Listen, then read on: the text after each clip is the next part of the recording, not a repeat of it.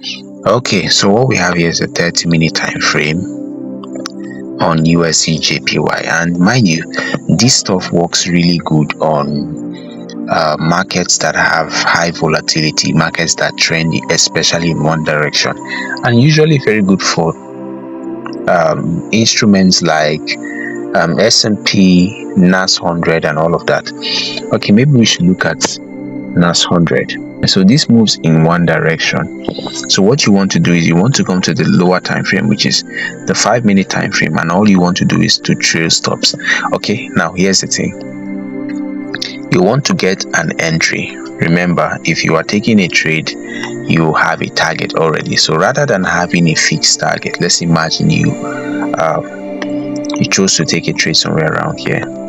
Okay, let's say the market sweeping out this, and then we had what you would call a break of structure right there, and then there's a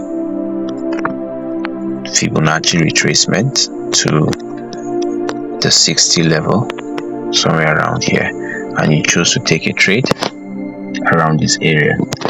Okay, now you are also pairing this with another confluence. Let's say you are pairing it with a high, a previous high. Okay, so this is the previous high right there, and then you're also pairing it with the market taking out liquidity slightly. Okay, so let's say our entry is here. Okay, we decided to take our entry here on the 30-minute time frame right there. Okay, our stop loss would be somewhere around here. Okay, and then we decided to make it of a risk reward ratio of 1 to 2. So let's imagine this was our entry. Okay, our entry, this was our stop loss. But what if you could have taken the target, put your target, not put your target here though, but to trail your stops until you had the opportunity of catching on to this amount of move.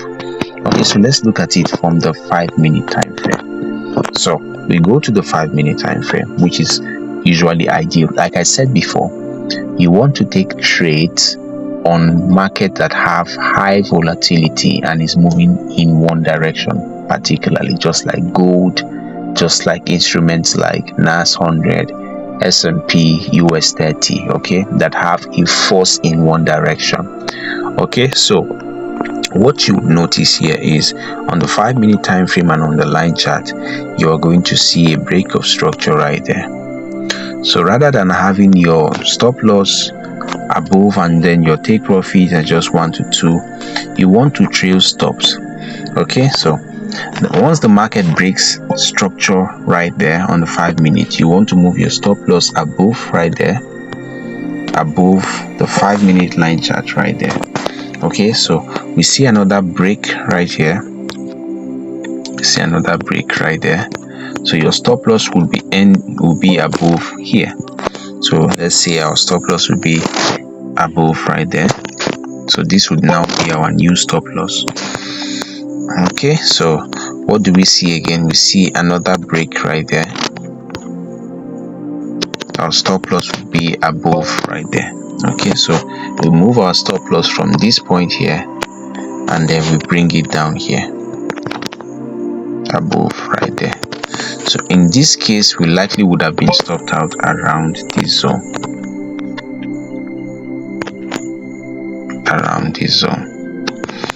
Okay, so let's look at it from the candlestick perspective. Okay, so this is exactly where we would have been stopped out. So let's look at it a little bit deeper. So this was our initial stop loss and we were looking forward for a 1 to 2, but because we held on to this trade and just trade our stop, we were able to catch a risk reward ratio of 1 to 5. All right, so if you still see the market making that impulse to the downside, I don't advise that you do that. You must follow your trading strategy. All right, this is just for you to maximize your profit. Okay, if you go to the line chart, all right, we can see that the market also broke structure right there. So we can look for another entry maybe around there, short position somewhere around here, our stop loss above that area, and then we keep on trading stops. All right, so we keep on trading stops. We had a break here, we had another break here, we have another break here. All right, and you keep on moving stops just like that.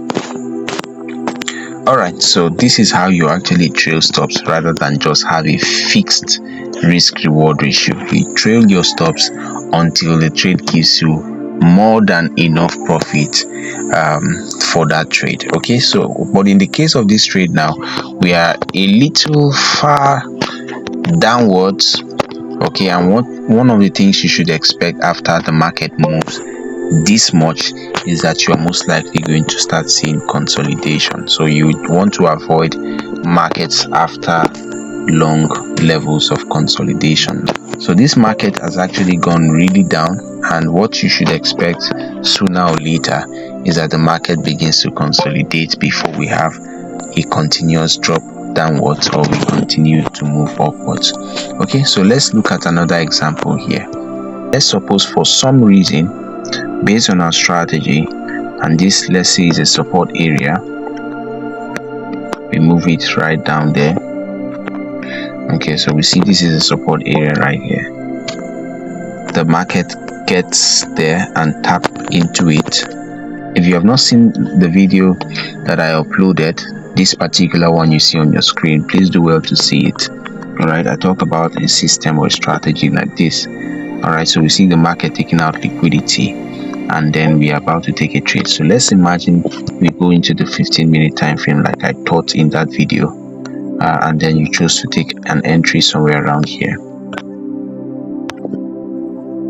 and then your stop loss below, and then you are on a normal day, our risk reward ratio should be 1 to 2, but you choose to trail your stop. So let's see how that goes on the 5-minute time frame. Okay, so we had our first break. Okay, that should be on the line chart, but this is what it looks like on the candlestick. So we had another break right there. We keep moving our stop loss after the break. So once the market breaks out from this previous high, our stop loss goes below. We see another break, right? This becomes the low where we are putting our stop loss. We have another break right there, and then we had the market move this much, and then we had another break right there, and then we had another break right here. Okay, for every time the market breaks out, we want to mark out the low right there. Okay, that is where our stop loss would be. So we had yet another break here. Okay, this becomes the low. Okay, so if we had to take that trade from, okay, we broke out from that trade around here. So if we had to take that trade from here, that we took the trade up until this area. Let me zoom in so you see. Okay, let's make it on the 1 hour time frame so you can see it clearly. This is exactly what the trade would have looked like. So the risk reward ratio on this trade is 1 to 6. All right, our initial target is 1 to 2, but because we are able to hold on to with the line chart, I said you make use of the line chart because it allows you to see it clearly. For those people who have been trading for quite a while, this shouldn't be an issue marking out highs and lows, but to make it easy for you, and one of the things is this, line chart makes it easy for you to read through. Candlesticks come with its confusion.